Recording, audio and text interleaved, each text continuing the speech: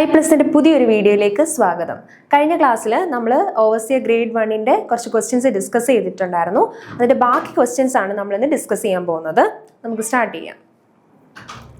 First question, which of the following statement is correct about the measurements of vertical angle using total station? നമ്മൾ total സ്റ്റേഷനകത്ത് vertical ആംഗിളിന്റെ മെഷർമെന്റിനകത്ത് ഈ പറയുന്നതിൽ ഏത് സ്റ്റേറ്റ്മെന്റ് ആണ് കറക്റ്റ് ആയിട്ടുള്ളതെന്നാണ് ചോദിച്ചിരിക്കുന്നത്.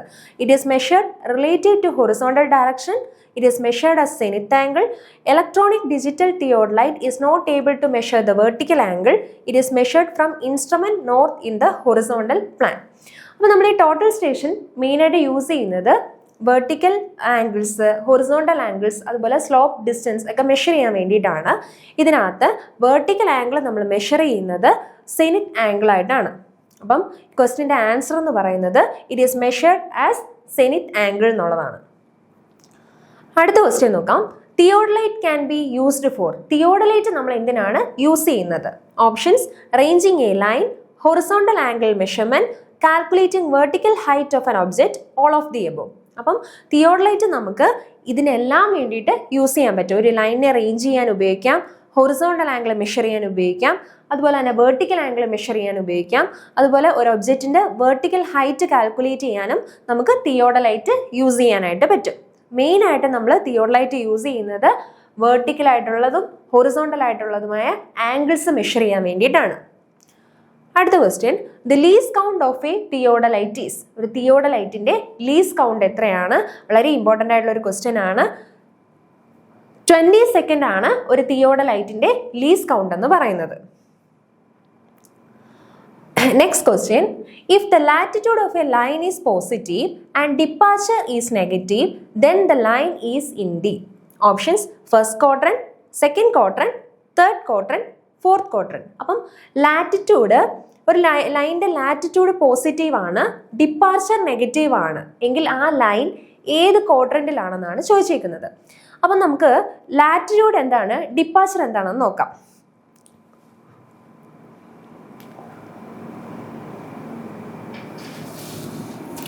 നമ്മൾ ഒരു അസ്യൂംഡ് ഒരു മെറിഡിയൻ എടുക്കുകയാണെങ്കിൽ അതിൻ്റെ സർവേ ലൈനിൻ്റെ കോർഡിനേറ്റ് ആ അസ്യൂംഡ് മെറിഡിയന് പാരലായിട്ട് വരുന്നതിനെ നമ്മൾ ലാറ്റിറ്റ്യൂഡ് എന്നും, അതായത് ഇപ്പോൾ അസ്യൂംഡ് മെറിഡിയനകത്ത് സർവേ ലൈനിൻ്റെ കോർഡിനേറ്റ് പാരലായിട്ടാണ് വരുന്നതെങ്കിൽ അതിനെ ലാറ്റിറ്റ്യൂഡ് എന്നും, പെർപെൻഡിക്കുലർ ആയിട്ടാണ് വരുന്നത് എങ്കിൽ അതിനെ ഡിപ്പാർച്ചർ എന്നും പറയും. അപ്പം നമുക്ക് ഇപ്പം ഇതിൽ ഇങ്ങോട്ടാണ് നമ്മൾ ലാറ്റിറ്റ്യൂഡ് മെഷർ ചെയ്യുന്നത്, ഇങ്ങോട്ടേക്കാണ് നമ്മൾ ഡിപ്പാർച്ചർ മെഷർ ചെയ്യുന്നത്. അപ്പോൾ നമ്മൾ ക്വാഡ്രൻസ് ആണ് നമ്മളോട് ചോദിച്ചിരിക്കുന്നത്. ലാറ്റിറ്റ്യൂഡ് പോസിറ്റീവും ഡിപ്പാർച്ചർ നെഗറ്റീവും ആയിട്ടുള്ള ക്വാഡ്രന്റ് ആണ് നമുക്ക് കണ്ടുപിടിക്കേണ്ടത്. ഓക്കെ,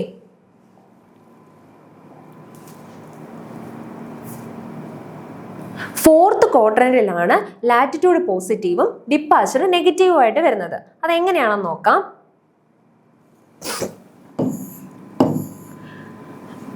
ലാറ്റിറ്റ്യൂഡും ഡിപ്പാർച്ചറും എടുക്കുകയാണ്. നമ്മൾ ക്വാഡ്രൻസ് നോക്കുന്നത് ക്ലോക്ക് വൈസ് ഡയറക്ഷനിലാണ്. ഓക്കെ, അപ്പോൾ ഇതാണ് ഫസ്റ്റ് ക്വാഡ്രന്റ് എന്ന് പറയുന്നത്. ഇങ്ങനെ വേണം നമ്മൾ ക്വാഡ്രന്റ് എടുക്കാനായിട്ട്. ഫസ്റ്റ് ക്വാഡ്രന്റ്, ഇതാണ് നമ്മുടെ സെക്കൻഡ് ക്വാഡ്രന്റ്, ഇതാണ് നമ്മുടെ തേർഡ് ക്വാഡ്രന്റ്, ഇതാണ് നമ്മുടെ ഫോർത്ത് ക്വാഡ്രന്റ്. ഓക്കെ, അപ്പം ഈ ഒരു ക്വാഡ്രന്റ് എടുക്കുകയാണെങ്കിൽ ഇവിടെ ലാറ്റിറ്റ്യൂഡ് എന്ന് പറയുന്നത് എന്തായിരിക്കും? പോസിറ്റീവ് ആണ്. ഇവിടെ ഡിപ്പാർച്ചർ എന്ന് പറയുന്നതും പോസിറ്റീവ് ആണ്. അപ്പം ലാറ്റിറ്റ്യൂഡും പോസിറ്റീവ് ആയിരിക്കും, ഡിപ്പാർച്ചറും പോസിറ്റീവ് ആയിരിക്കും. സെക്കൻഡ് ക്വാഡ്രന്റ് നമ്മൾ എടുക്കുകയാണെങ്കിൽ ഡിപ്പാർച്ചർ എന്ന് പറയുന്നത് പോസിറ്റീവ് തന്നെയാണ്, പക്ഷേ ലാറ്റിറ്റ്യൂഡ് എന്ന് പറയുന്നത് എന്തായിരിക്കും? നെഗറ്റീവ് ആയിരിക്കും. അപ്പോൾ ഡിപ്പാർച്ചർ എന്ന് പറയുന്നത് പോസിറ്റീവ് ആണ്, ലാറ്റിറ്റ്യൂഡ് എന്ന് പറയുന്നത് നെഗറ്റീവ് ആയിരിക്കും. തേർഡ് ക്വാഡ്രന്റ് നമ്മൾ എടുക്കുകയാണെങ്കിൽ അവിടെ ഡിപ്പാർച്ചറും ലാറ്റിറ്റ്യൂഡും നെഗറ്റീവ് ആയിരിക്കും. ഡിപ്പാർച്ചറും ലാറ്റിറ്റ്യൂഡും നെഗറ്റീവ് ആയിരിക്കും. ഫോർത്ത് ക്വാഡ്രന്റ് നമ്മൾ എടുക്കുമ്പം ലാറ്റിറ്റ്യൂഡ് പോസിറ്റീവ് ആയിരിക്കും, ഡിപ്പാർച്ചർ എന്ന് പറയുന്നത് നെഗറ്റീവ് ആയിരിക്കും. ഇപ്പം ഡിപ്പാർച്ചർ നെഗറ്റീവ് ആണ്, ലാറ്റിറ്റ്യൂഡ് എന്ന് പറയുന്നത് പോസിറ്റീവ് ആണ്. ലാറ്റിറ്റ്യൂഡ് ഇപ്പം ഡയറക്ഷൻ എഴുതുവാണെങ്കിൽ നോർത്ത്, സൗത്ത് കൊണ്ട് കൊടുക്കാം, ഈസ്റ്റ് ആൻഡ് വെസ്റ്റ്.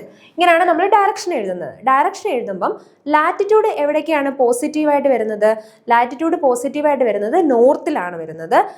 ഡിപ്പാസ്റ്റർ പോസിറ്റീവായിട്ട് വരുന്നത് ഈസ്റ്റിങ് എടുക്കുമ്പോഴാണ് ഡിപ്പാസ്റ്റർ പോസിറ്റീവ് വരുന്നത്. വെസ്റ്റിലേക്ക് വരുമ്പോൾ ഡിപ്പാസ്റ്റർ നെഗറ്റീവ് ആയിരിക്കും, സൗത്തിലേക്ക് വരുമ്പം ലാറ്റിറ്റ്യൂഡ് എന്ന് പറയുന്നത് നെഗറ്റീവ് ആയിരിക്കും. അപ്പോൾ ഈ ക്വസ്റ്റ്യനിൽ ലാറ്റിറ്റ്യൂഡ് പോസിറ്റീവും ഡിപ്പാസ്റ്റർ നെഗറ്റീവും, ലാറ്റിറ്റ്യൂഡ് പോസിറ്റീവും ഡിപ്പാസ്റ്റർ നെഗറ്റീവായിട്ടുള്ള ക്വാഡ്രന്റ് ഏതാണ്? ഈ ഒരു ക്വാഡ്രന്റാണ്. ഈ ക്വാഡ്രന്റിലാണ് ലാറ്റിറ്റ്യൂഡ് പോസിറ്റീവായിട്ടും പോലെ ഡിപ്പാർച്ചർ നെഗറ്റീവായിട്ടും വരുന്നത്. 4th ക്വാഡ്രന്റ് ആണ് നമ്മുടെ ആൻസർ.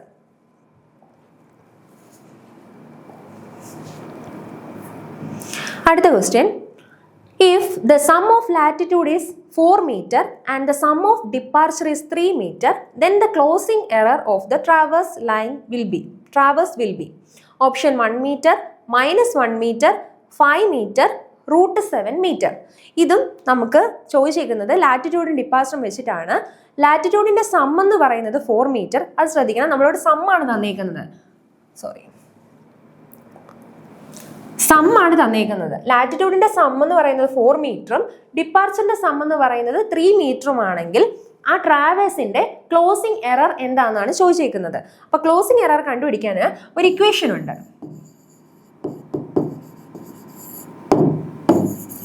ക്ലോസിംഗ് എറർ കണ്ടുപിടിക്കാനുള്ള ഇക്വേഷൻ എന്ന് പറയുന്നത് റൂട്ട് ഓഫ് സം ഓഫ് ലാറ്റിറ്റ്യൂഡിന്റെ സ്ക്വയർ പ്ലസ് സം ഓഫ് ഡിപ്പാർച്ചറിന്റെ സ്ക്വയർ. ഇതാണ് നമ്മുടെ ക്ലോസിംഗ് എറർ കണ്ടുപിടിക്കാനുള്ള ഇക്വേഷൻ. ഇപ്പൊ ഈ ക്വസ്റ്റ്യനിൽ നമുക്ക് ഡയറക്റ്റ് ആയിട്ട് ലാറ്റിറ്റ്യൂഡിന്റെ സമ്മം തന്നിട്ടുണ്ട്, ഡിപ്പാർച്ചറിന്റെ സമ്മം തന്നിട്ടുണ്ട്. അപ്പൊ നമുക്ക് എങ്ങനെ എഴുതാം? റൂട്ട് ഓഫ് ലാറ്റിറ്റ്യൂഡിന്റെ സ്ക്വയർ എന്ന് പറയുന്നത് 4ന്റെ സ്ക്വയർ ആണ്, ഡിപ്പാർച്ചറിന്റെ സ്ക്വയർ എന്ന് പറഞ്ഞാൽ എന്താണ്? 3യുടെ സ്ക്വയർ ആണ്. അപ്പൊ root of 4 square plus 3 square ആയിരിക്കും. അത് എത്രയാണ്? Root of 16 plus 9 which is root 25 ആണ്. അപ്പൊ നമുക്ക് കിട്ടുന്ന ആൻസർ എന്ന് പറയുന്നത് എത്രയായിരിക്കും?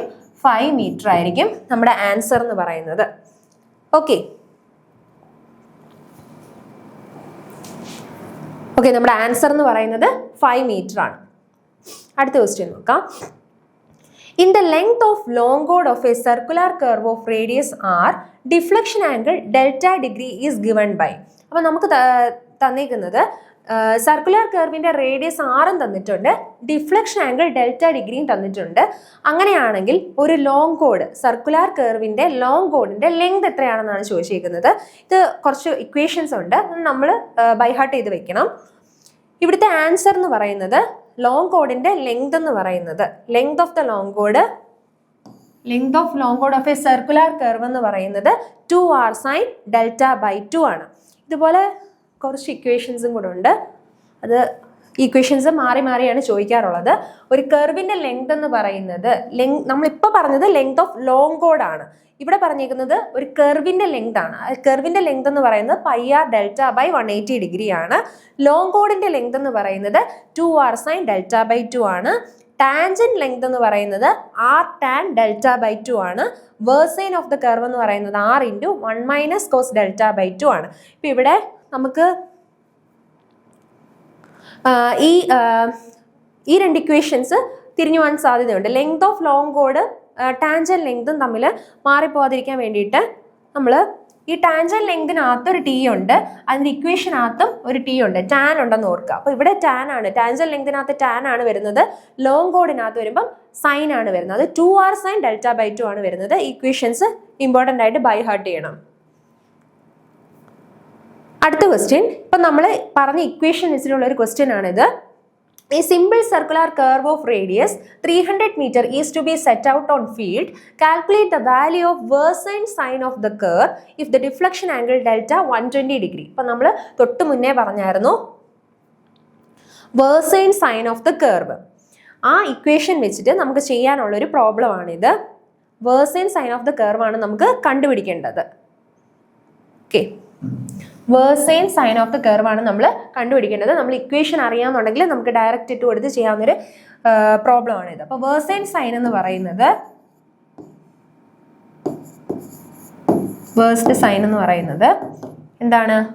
r × 1 - cos delta/2 2 ആണ്. R into 1 minus cos delta by 2. അപ്പോൾ ഇവിടെ നമുക്ക് R തന്നിട്ടുണ്ട്. R എന്ന് പറയുന്നത് എത്രയാണ്? 300 മീറ്റർ ആണ്. ഇതാണ് R എന്ന് പറയുന്നത്. പിന്നെ ഡെൽറ്റ എന്ന് പറയുന്നത് 120 ഡിഗ്രി ആണ്. നമുക്ക് വേണ്ടുന്നത് ഡെൽറ്റ ബൈ 2 ആണ്. അപ്പം 120 ബൈ 2 ആണ് വേണ്ടത്. അതെന്ന് പറയുന്നത് എത്രയായിരിക്കും? 60 ഡിഗ്രി ആണ് വേണ്ടത്.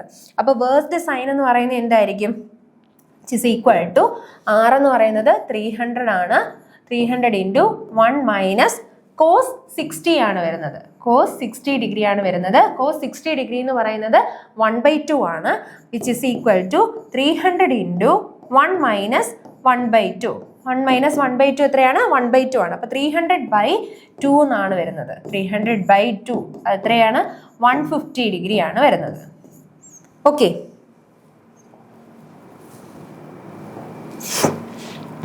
ആൻസർ എന്ന് പറയുന്നത് 150 ഡിഗ്രി ആണ്. അടുത്ത question, which of the following is an example of vertical curve? Vertical കർവിന്റെ എക്സാമ്പിൾ ഏതാണ് ചോദിച്ചിരിക്കുന്നത്?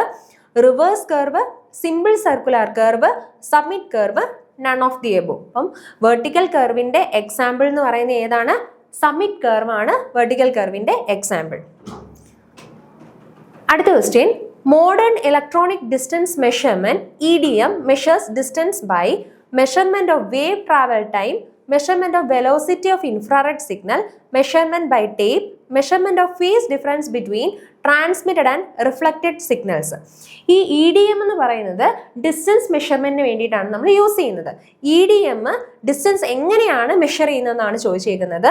Phase difference between transmitted and reflected signals. Transmit ചെയ്യുന്ന സിഗ്നൽസിൻ്റെയും റിഫ്ലക്റ്റ് ചെയ്യുന്ന സിഗ്നൽസും തമ്മിലുള്ള ഫേസ് ഡിഫറൻസ് വെച്ചിട്ടാണ് EDM ഡിസ്റ്റൻസ് മെഷർ ചെയ്യുന്നത്. അപ്പം ഓപ്ഷൻ ഡി ആണ് correct answer. Last question, total station is A combination of. നമ്മൾ ഓൾറെഡി പറഞ്ഞു ടോട്ടൽ സ്റ്റേഷൻ എന്ന് പറയുന്നത് വെർട്ടിക്കൽ ആംഗിൾസ്, ഹൊറിസോണ്ടൽ ആംഗിൾസ്, അതുപോലെ സ്ലോപ്പ് ഡിസ്റ്റൻസ് മെഷർ ചെയ്യാനാണ് ഉപയോഗിക്കുന്നതെന്ന്. അപ്പോൾ ഈ ടോട്ടൽ സ്റ്റേഷൻ എന്ന് പറയുന്നത് ഇലക്ട്രോണിക് തിയോഡലൈറ്റിൻ്റെയും EDMൻ്റെയും കൂടെ ഒരു കോമ്പിനേഷൻ ആണ്. ഇതിൻ്റെ രണ്ടിൻ്റെയും കോമ്പിനേഷൻ ആണ്. നമ്മൾ പറഞ്ഞായിരുന്നു ഈ ഇലക്ട്രോണിക് തിയോഡലൈറ്റ് എന്ന് പറയുന്നത് വെർട്ടിക്കൽ ആംഗിൾസും അതുപോലെ ഹൊറിസോണ്ടൽ ആംഗിൾസും മെഷർ ചെയ്യാനായിട്ടാണ് ഉപയോഗിക്കുന്നത്.